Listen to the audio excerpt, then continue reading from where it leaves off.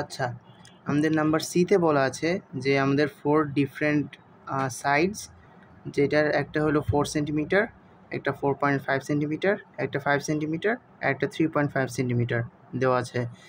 আরেকটা দেওয়া আছে ডায়াগোনাল, ওকে, সেটা দেওয়া হয়েছে 6.5 সেন্টিমিটার। ওকে, ডায়াগোনালকে আমরা ধরলাম ডি হিসেবে।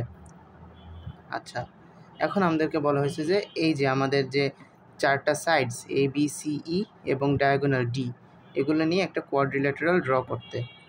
এই জন্য আমরা কি করব, সবার আগে আমাদের যে ডায়াগোনালটা আছে আমরা সেটা আঁকাবো। ঠিক আছে, ডায়াগোনালটা হলো 6.5।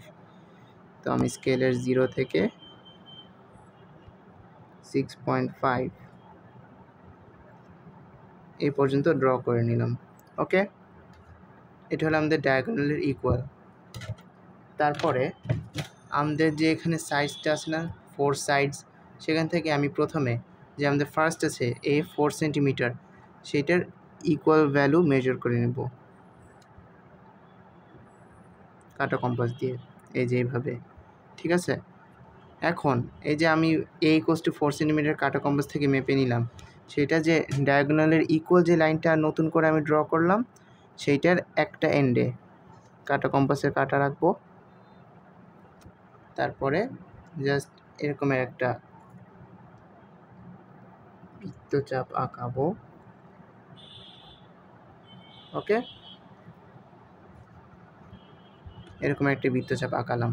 তারপরে আমাদের যে সেকেন্ড লাইন, সেকেন্ড সাইড বলতে পারি, সেটা হলো বি 4.5 সেন্টিমিটার, সেইটার সমান মাপ নেব কাটা কম্পাস দিয়ে।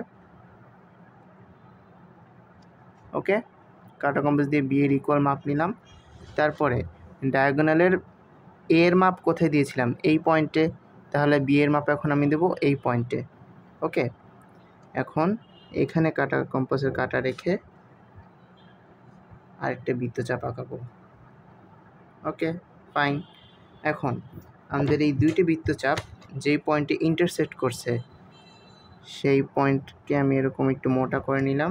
তারপরে সেই পয়েন্ট থেকে আমাদের ডায়াগোনালের একটা পয়েন্টে একটা লাইন ড্র করব, একটা এন্ড পয়েন্টে। আবার এই পয়েন্ট থেকেই আমাদের ডায়াগোনালের আরেকটা এন্ড পয়েন্ট পর্যন্ত লাইন ড্র করব।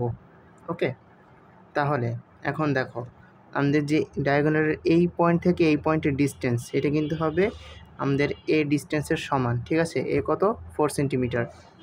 তাহলে এখানে আমি দেখাই, এখানে যদি আমি স্কেলের 0 বসাই, তাহলে এ পর্যন্ত যদি নেই, তাহলে 4 সেন্টিমিটার পর্যন্ত এসে এই পয়েন্টটা পাওয়া যায়।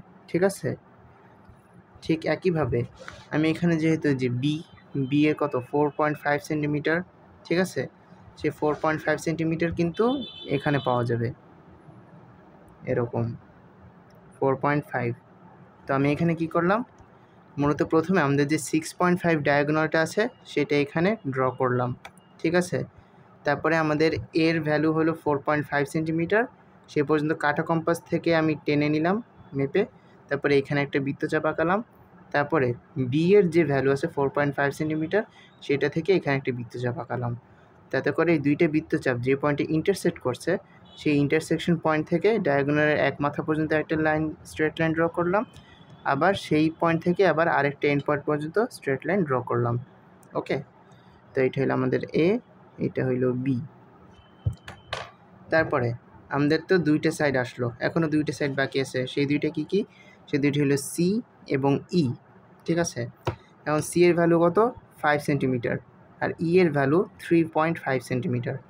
তো এখন কি করব, আমরা সি এর সমান সাইজের একটা, মানে সমান লেংথ, ওকে, সি এর সমান লেংথের একটা সাইড ড্র করতে হবে।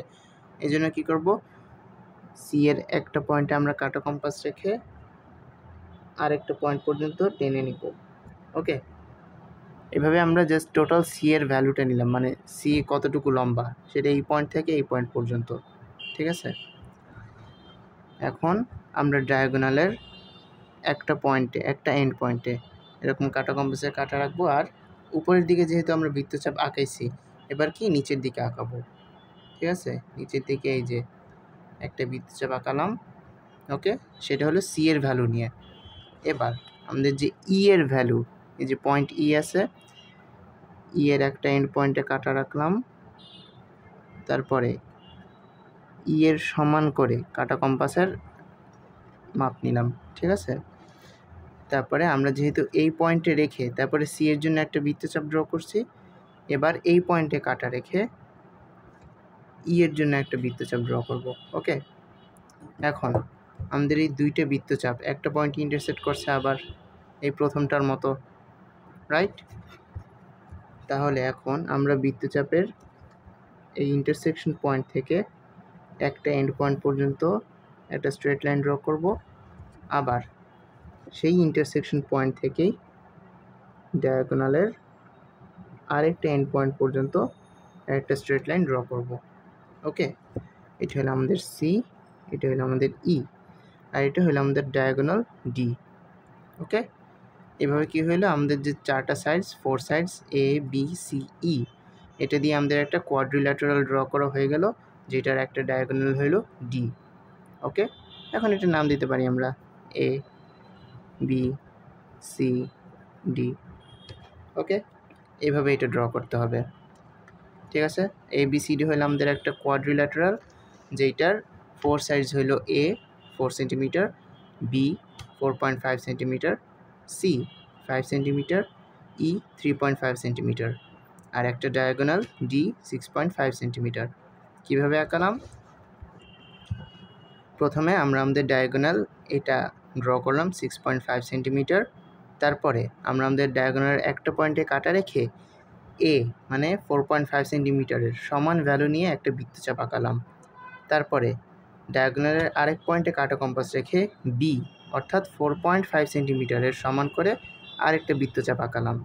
তখন এই দুইটা বৃত্তচাপ যেই পয়েন্টে ইন্টারসেক্ট করছে সেই ইন্টারসেকশন পয়েন্ট থেকে আমরা ডায়াগোনালের একটা এন্ড পয়েন্টে একটা স্ট্রেট লাইন আঁকালাম, তারপরে আরেকটা এন্ড পয়েন্টে আরেকটা স্ট্রেট লাইন আঁকালাম।